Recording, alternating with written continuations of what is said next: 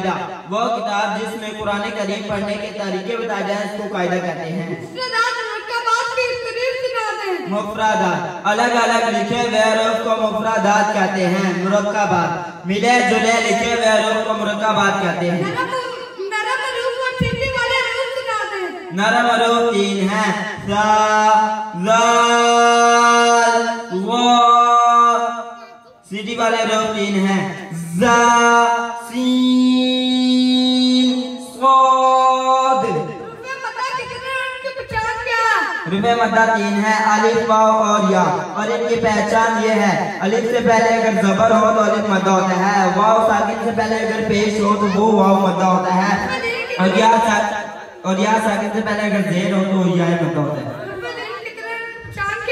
रुपए 2 हैं, वाव और या, और इनकी पहचान ये है, वाव साकिन और या साकिन से पहले अगर जबर हो तो रुपए 3 है। हरकत 3 है, जबर जेर और पेश। मुतारी का रफ और जल्दी पढ़े, जरा भी नहीं कहते झटका तो बिल्कुल ना दे। तनवीन 3 है, 2 जबर 2 जेर और 2 पेश।